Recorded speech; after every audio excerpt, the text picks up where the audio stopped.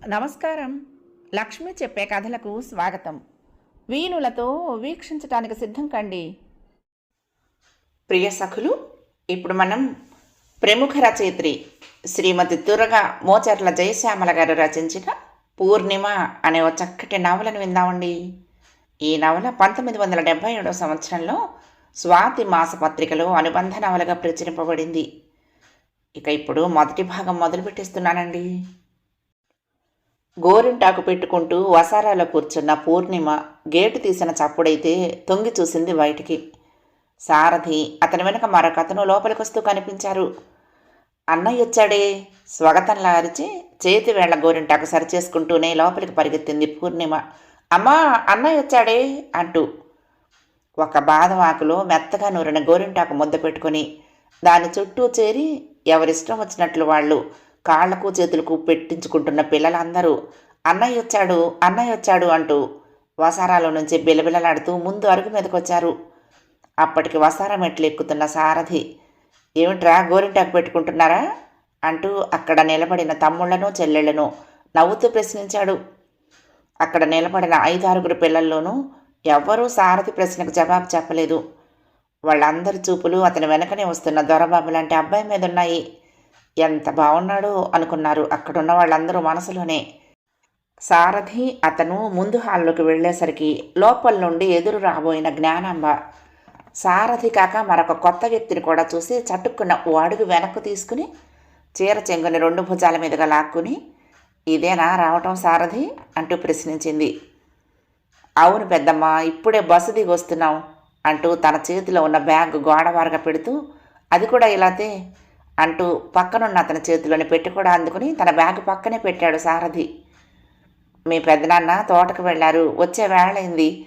ఒరే చిన్ని, అన్నయ్య వాళ్ళకు కొంచెం మంచినీళ్ళు ఇవ్వు అంటూ కొడుకుని పిలిచింది జ్ఞానాంబ. ఆ చిన్ని అనబడే పిల్లవాడు పెద్ద ఇత్తడి చెంబుతో నీళ్లు తెల్లగా తోమి మెలమెలలాడుతున్న ఓ కంచు గ్లాసు తెచ్చి సారథికి అందించాడు.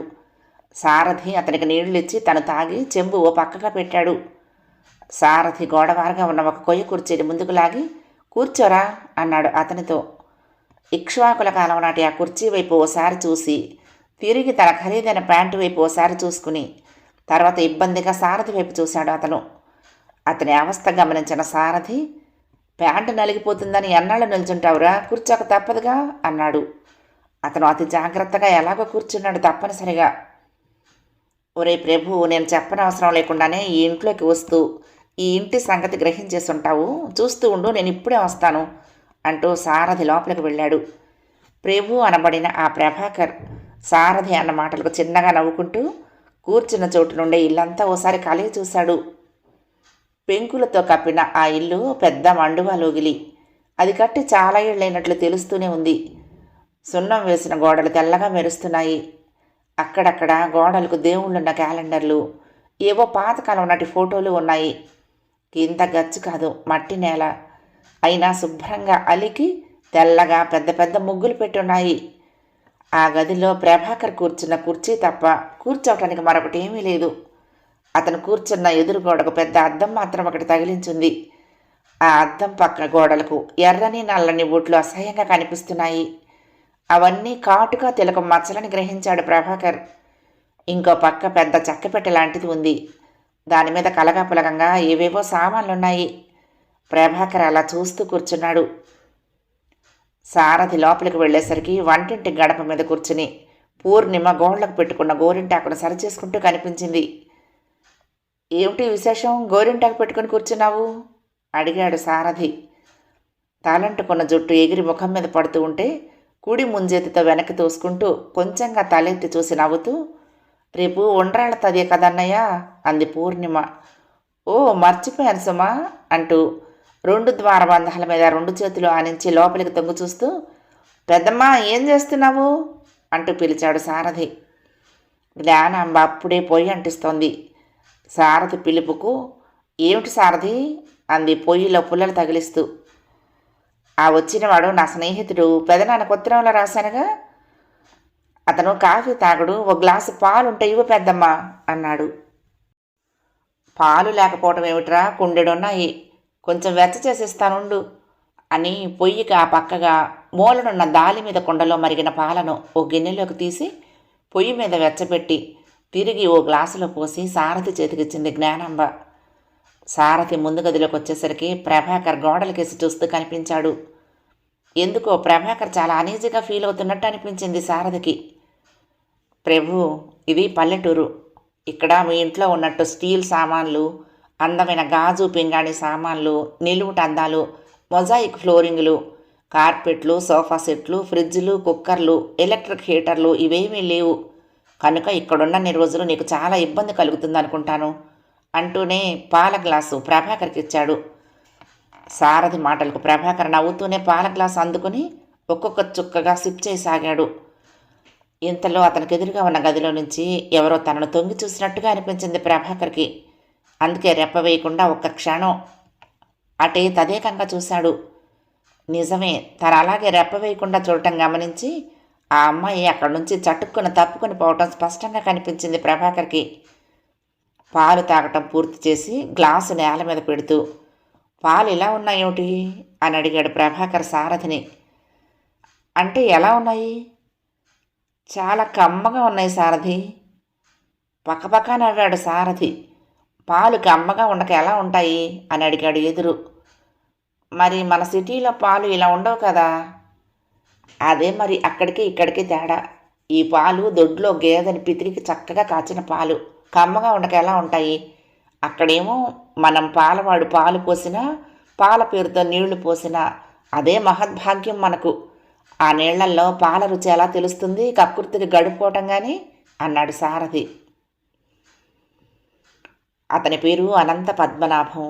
కానీ అయిన వాళ్ళు కానివారు కూడా అందరూ అనంతయ్య అని పిలుస్తారు. అనంతయ్యకు చదువు లేదు, ఉద్యోగం లేదు. తండ్రి వారసత్వంగా 4 ఎకరాల మాగాణి భూమి, దగ్గర 100 ఎకరాల మెట్ట భూమి అనంతయ్యకు సంక్రమించాయి. మాగాణి 4 ఎకరాల భూమిలో పండిన వరి పంట ఏడాది పొడుగుతా తిండికి సరిపోతుంది.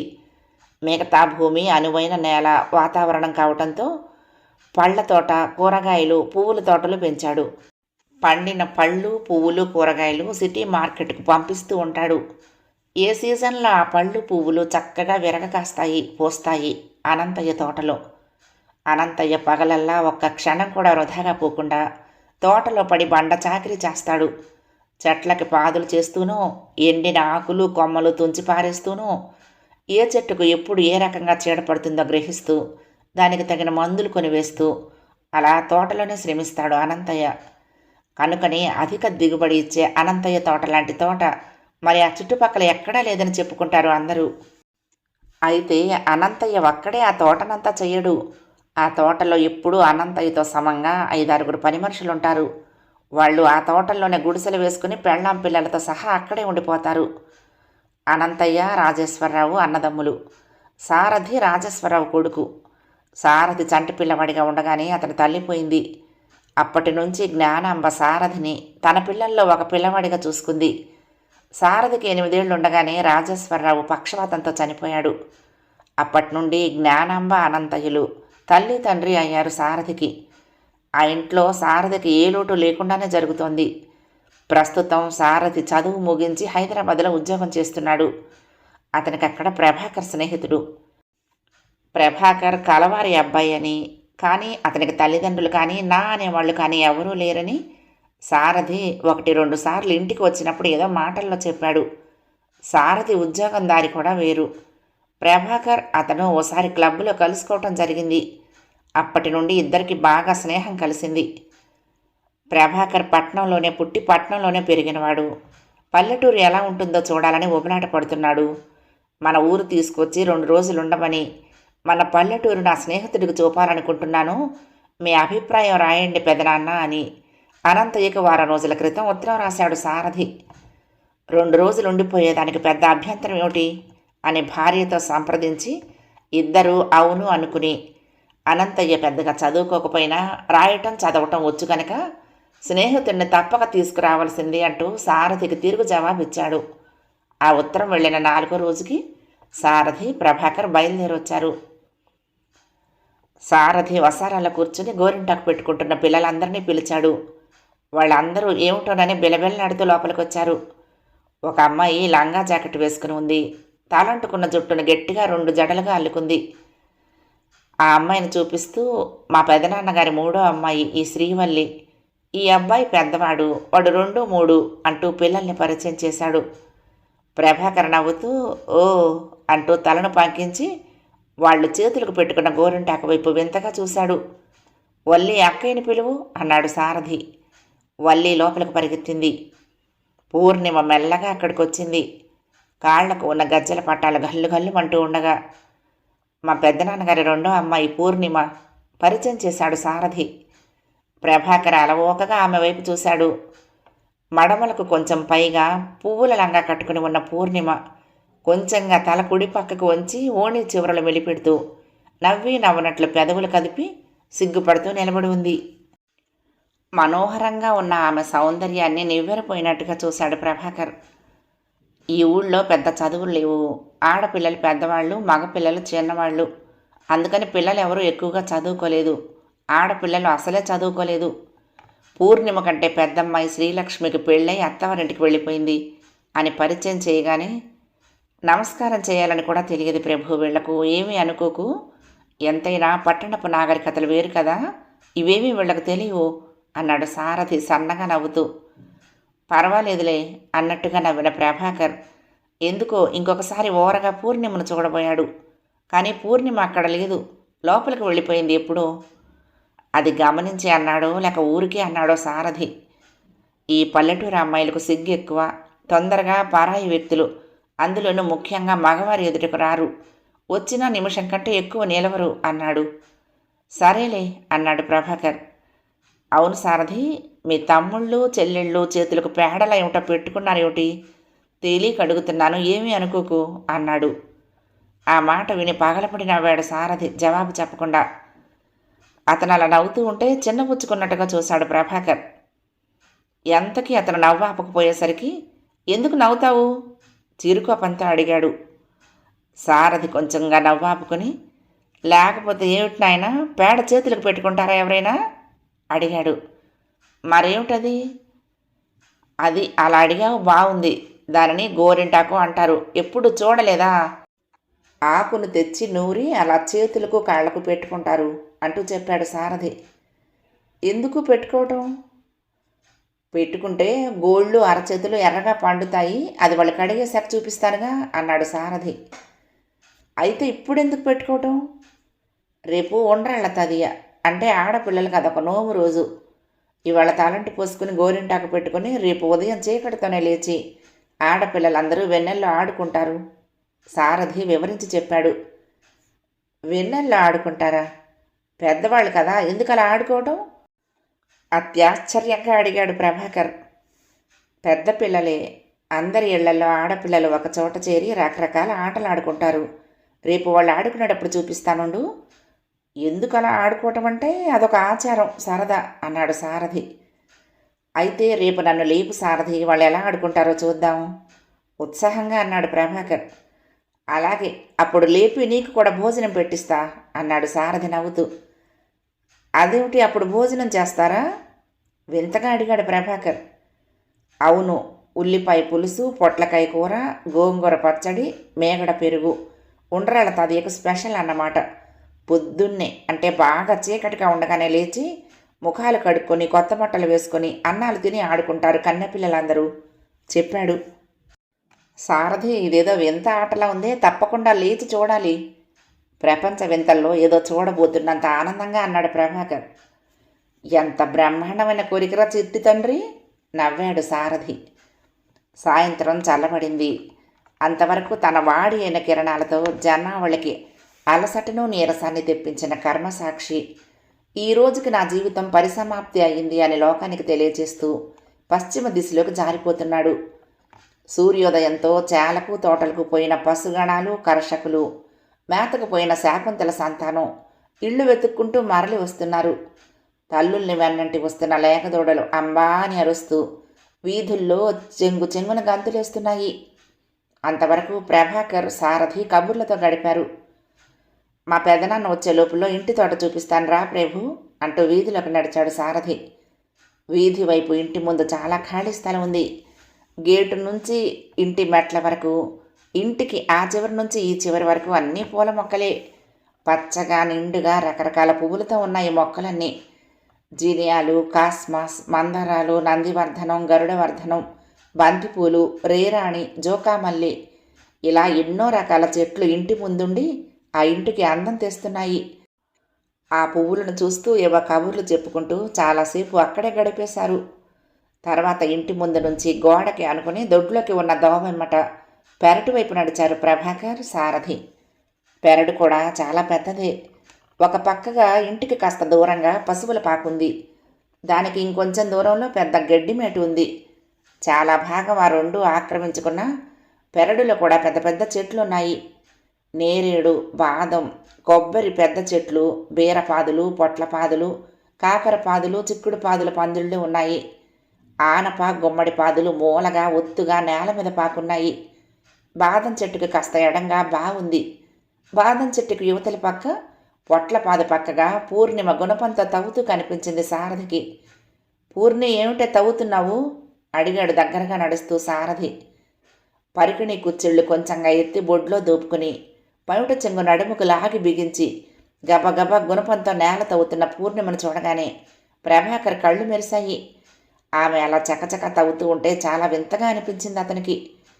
ఆడపిల్ల అలా గుణపం ఎత్తి ఎలా తవ్వేస్తుందో అనుకున్నాడు విస్మయంగా.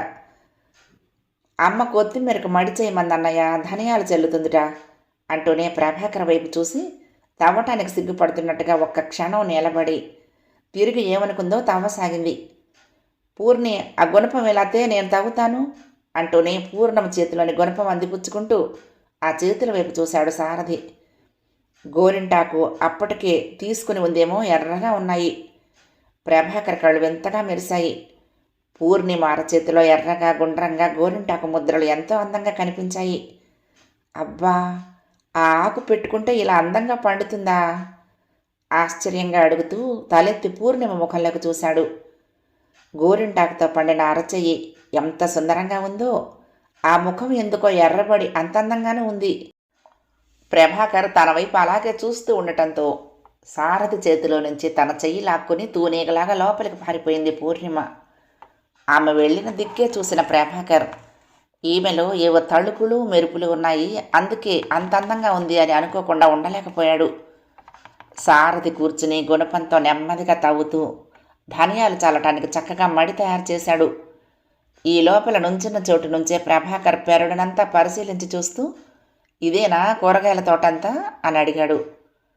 కాదు, మార్కెట్కి కూరగాయలు వేసే తోటలు వేరే ఉన్నాయి. పెరడు ఖాళీగా ఉంది, ఇంటికి వాడుకోవటానికి సరిపోయే కూరలు వస్తాయని మొక్కలు వేశాం అని ప్రభాకర్కి చెప్తూనే, పెద్దమ్మ కాసిన ధాన్యాలు పంపించు అంటూ లోపల ఉన్న జ్ఞానంబకు వినిపించేలా అరిచాడు సారథి. పంపుతున్నాను అంటూ ఆవిడ లోపల నుంచి అంత గట్టిగానూ జవాబిచ్చింది. ఇవిగో అన్నయ్య అంటూ పూర్ణిమ దోశల నిండా ధాన్యాలు తెచ్చి సారథి చేతుల్లో పోసి తిరిగి లోపలికి పారిపోయింది. సారథి దోశలతో ధనియాలు మడిలో చల్లి మట్టిని నలువైపులా సమంగా కలియబెట్టాడు. ఇదంతా చూస్తున్న ప్రభాకర్, అలా వేస్తే అవేమవుతాయి అని అడిగాడు. మొక్కలొస్తాయి అన్నాడు సారథి. మొక్కలొస్తే? అదేమిట్రా, కొత్తిమీర నువ్వెప్పుడూ చూడలేదా? కూరల్లో పులుసుల్లో వేసుకుంటారు అంటూ ఆగాడు సారథి. ఏమో నాకేం తెలుసు అన్నాడు ప్రభాకర్. అవును నిజమే, తోటకూర కొత్తిమీర ఆకులు నీకేం తెలుసు? అసలు తెలియాల్సిన అవసరం ఏముందిరా నీకు? లక్షాధికారివి, వంటవాడు ఏం వండుతాడో ఏం తింటావో. అసలు నీకు అన్నం ఎలా వండుతారో తెలుసా?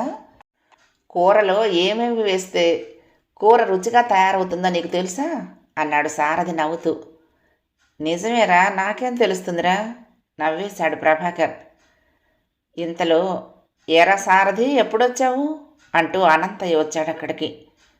మధ్యాహ్నమే వచ్చాను పెదనాన్న అంటూ లేచి నిలబడి, ప్రభు, ఈయనే మా పెదనాన్న అనంత పద్మనాభం అని చెప్పి, పెదనాన్న మా స్నేహితుడిని తీసుకొస్తానని మీకు ఉత్తరం రాశాను చూశారా, ఇతనే, పేరు ప్రభాకర్ అంటూ ఇరువురికి పరిచయం చేశాడు సారథి. నమస్కారం అండి అంటూ ప్రభాకర్ అలవాటుగా చేతులు జోడించాడు.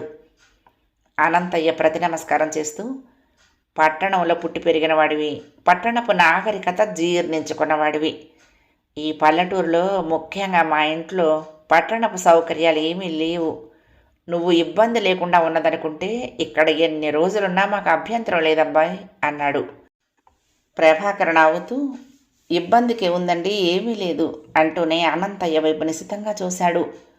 తోటల్లో చేలల్లో ఎండకి ఎండుతూ వానకి తడుస్తూ కండలు తేలిన శరీరం, ఒంటిపైన చొక్కా లేదు, పంచ కట్టుకుని పైన కండువ ఒకటి వేసుకున్నాడు. స్నానానికి వెళ్తున్నాడేమో. కండలు తిరిగిన శరీరం చెమటలు పట్టి మడ్డిగా జిడ్డుగా కనిపిస్తోంది. విశాలమైన నుదురు, తీక్షణమైన చూపులతో చాలా గంభీరంగా కనిపించాడు అనంతయ్య. సారథి, ఆ అబ్బాయికి ఇక్కడ ఉన్నన్ని రోజులు ఏ ఇబ్బంది కలగకుండా చూడు అని సారథితో అంటూనే నూతి దగ్గరకు నడిచాడు అనంతయ్య.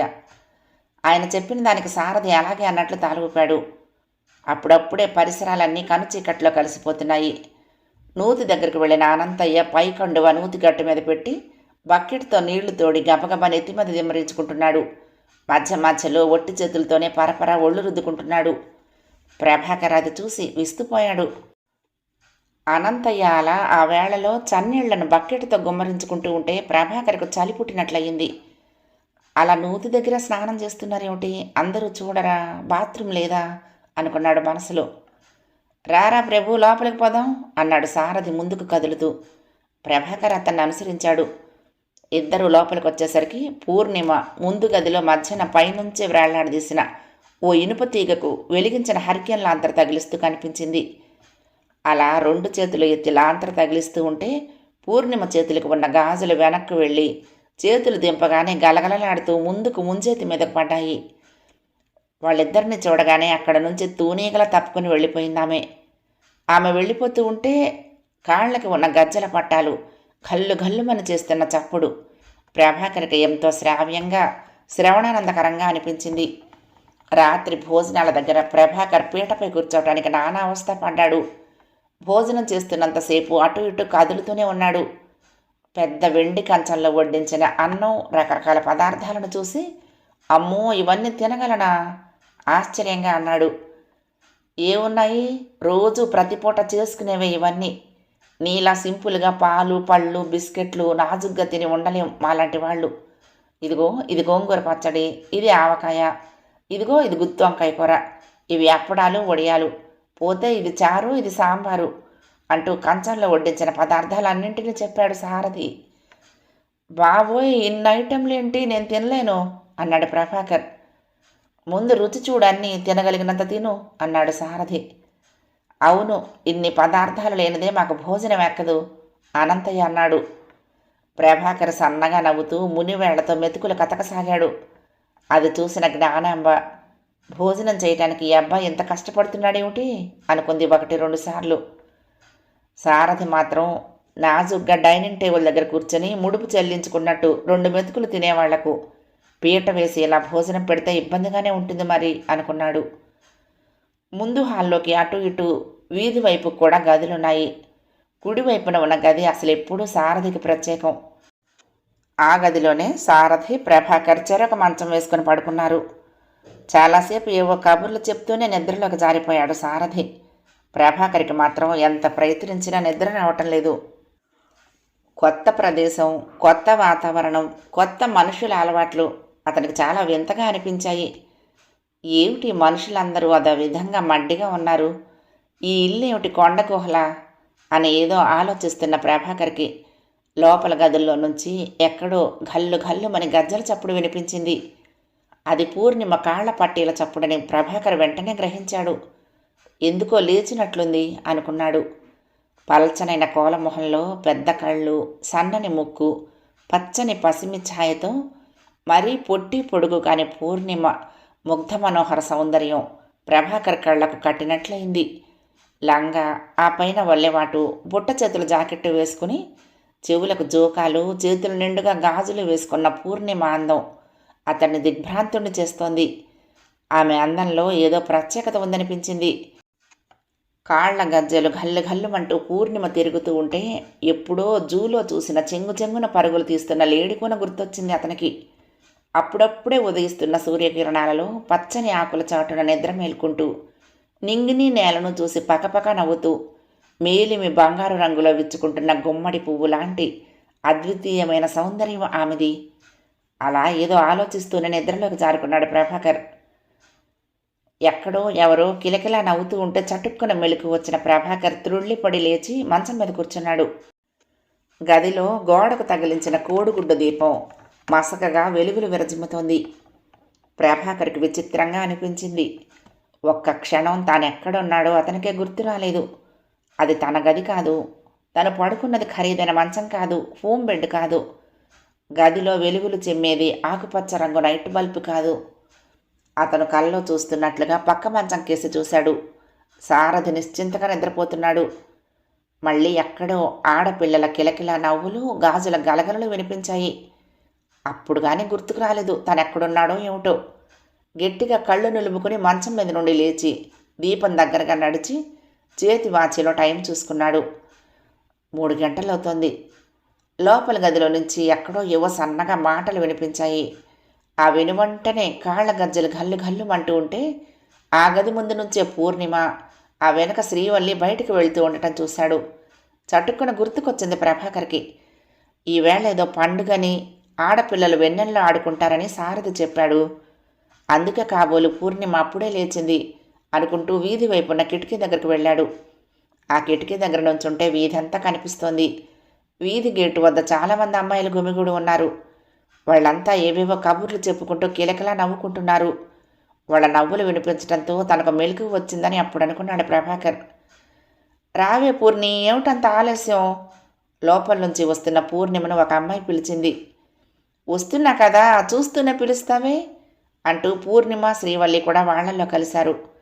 దగ్గర అందరూ కలిసి 20 మంది అమ్మాయిల దాకా ఉన్నారు. ఒకళ్ళిద్దరు తప్ప మిగతా అందరూ ఓణీలు వేసుకున్న కన్నెపిల్లలే. అందరూ కొత్త బట్టలు కట్టుకున్నారు. పట్టు పరికిణీల గరగరలు వినిపిస్తున్నాయి. అందరి తలల్లో పెద్ద పెద్ద చామంతి పూచెండ్లు ఉన్నాయి. కొందరు జడగంటలు పెట్టుకున్నట్టున్నారు. జడలు పొడుగ్గా ఉన్నాయి. ప్రభాకర్ అక్కడ నుంచి చూస్తూ ఉండగానే వాళ్ళందరూ చిలకల గుంపులా కిలకిలలాడుతూ గేటు ముందర నుంచి కదిలి రోడ్డెక్కి ఎడం వైపుగా సాగారు. అక్కడే ఏవో ఆటలు ఆడతారనుకున్న ప్రభాకర్ వాళ్ళందరూ అలా కదిలిపోవటం చూసి ఎక్కడికి వెళ్తారు వీళ్ళందరూ అనుకున్నాడు. మళ్ళీ వెంటనే వాళ్ళెక్కడికి వెళ్ళినా వాళ్ళ వెనకే వెళ్ళి వాళ్ళ ఆటలు చూడాలనుకున్నాడు. వెనక్కు తిరిగి సారథిని లేపుదామనుకున్నాడు. కానీ బాగా నిద్రలో ఉన్న అతన్ని కదపటం ఇష్టం లేక మంచం మీద పడేసిన లైటరు, సిగరెట్ కేసు అందుకుని నెమ్మదిగా బయటకు నడిచాడు. ముందు హాలు దాటి బయటకు వచ్చేసరికి చల్లగాలి హాయిగా తాకింది శరీరానికి. తెల్లగా చల్లగా కురుస్తున్న వెన్నెలలో మొక్కలు, పువ్వులు, ఇళ్ళు తడుస్తున్నాయి. నెమ్మదిగా మొక్కల్లోకి నడిచాడు ప్రభాకర్. ఆ వాతావరణం మనసుకెంతో ఆహ్లాదకరంగా ఉంది. అతనికి చాలా కొత్తగా, తమాషాగా, గమ్మత్తుగా అనిపించింది. అతనికి అలా వెన్నెల్లో పువ్వుల మొక్కల మధ్య తిరగటం చాలా కొత్త అనుభవం. 25 ఏళ్ల అతని జీవితంలో తెల్లవారుజామున 3 గంటల సమయంలో ఇలా మొక్కల మధ్య తిరగటం అనేది ఎప్పుడూ లేదు. ఇప్పుడు అప్రయత్నంగా అలా వచ్చిన ప్రభాకర్కి ఈ వాతావరణం, వెన్నెల, చల్లగాలి, రకరకాల పుష్ప సౌరభాలు కలిసి ఉక్కిరిబిక్కిరి చేస్తున్నట్లుంది. ఈ సమయంలో ఒంటరిగా ఇలా తిరగటం అద్భుతమైన అనుభూతిగా, మనసుకంత హాయిగా మత్తెక్కిస్తున్నట్లుంది. అబ్బా, ఎంత బాగుంది ఈ వాతావరణం అనుకోకుండా ఉండలేకపోయాడు. దూరంగా అమ్మాయిల నవ్వులు, మాటలు తప్ప మిగతా ఊరంతా మోగగా నిద్రపోతోంది. గాలిలో తేలి వస్తున్న అమ్మాయిల నవ్వులు వింటూ ప్రభాకర్ ఆ మొక్కల మధ్య సిగరెట్ ముట్టించుకొని తాగుతూ నిలబడిపోయాడు చాలాసేపు. ఈ అమ్మాయిలందరూ ఎక్కడాడుకుంటున్నారో అనుకుంటూ తర్వాత గేటు వైపు నడిచాడు. గేటు దగ్గర నుంచుంటే ఎడం వైపున ఆ ఇంటికి కొంచెం దూరంలో పెద్ద చెట్టు ఒకటి కనిపించింది ప్రభాకర్కి. దాని కొమ్మలు చాలా విశాలంగా విస్తరించుకుని ఉన్నాయి. దూరం నుంచి ప్రభాకర్ అదేం చెట్టో గ్రహించలేదు. కానీ అది రావి చెట్టు. చుట్టూ కూర్చోటానికి కాబోలు సిమెంటుతో గట్టు వేసి ఉంది. ఆ చెట్టుకి ఒక పక్కగా కొమ్మకు లావుపాటి తాడుతో ఉయ్యాల కట్టుంది. ఒక అమ్మాయి అందులో ఎక్కి కూర్చుంటే కొంతమంది అమ్మాయిలు ఆ ఉయ్యాల వెనక్కి చేరి పెద్ద పెద్ద ఊపులు ఊపుతున్నారు. ఆ ఊపులకు ఉయ్యాల్లో ఉన్న అమ్మాయి రివ్వున ఆకాశంలోకి దూసుకుపోతున్నట్లుంది. మరికొందరు ఒక పక్కగా చేరి పాటలు పాడుతున్నారు.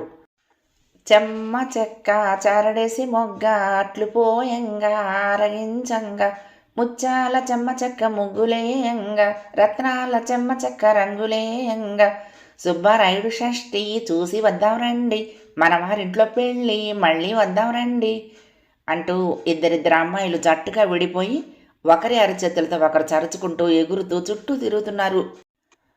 ఇంకో పక్క మరి కొంతమంది అమ్మాయిలు ఇద్దరిద్దరు చేరి ఒకరి చేతులకు మరొకరి చేతులు మెలితిప్పి పెనవేసి ఉప్పుల కుప్ప, వయ్యారి భామ, సన్న బియ్యం, చాయపప్పు, గూట్లో రూపాయి, నీ మొగుడు సిపాయి అని విసురుగా గిరగిరా తిరుగుతూ కిలకిలా నవ్వుకుంటున్నారు. వాళ్ళలా తిరుగుతూ ఉంటే ప్రభాకర్ కళ్ళు తిరిగాయి. అలా తిరుగుతున్నారు, పడిపోరా వీళ్ళు అనుకున్నాడు. ఆ చెట్టు చుట్టూ వెన్నెల్లో నవ్వుకుంటూ వాళ్ళందరూ అలా ఆడుకుంటూ ఉంటే ప్రభాకర్కి చాలా ఆశ్చర్యంగానూ మరేదో వింతగానూ చెప్పలేని సంతోషంగానూ అనిపించింది. అతని జీవితంలో ఇటువంటి ఆటలు ఎప్పుడూ చూడలేదు. ఇటువంటి ఆటలు పట్టణం అమ్మాయిలెవరూ ఆడరు కాబోలు అనుకున్నాడు. 1వ భాగం సమాప్తం. ప్రియ సఖులు, ఈ కథ మీకు నచ్చితే తప్పకుండా లైక్ చేయండి, షేర్ చేయండి, కామెంట్ చేయండి, సబ్స్క్రైబ్ చేసుకుని నన్ను ఎంకరేజ్ చేయండి. ఉంటానండి. ప్రేమతో లక్ష్మి, కృష్ణాతీరం దుర్గమ్మ సన్నిధానం. నమస్తే.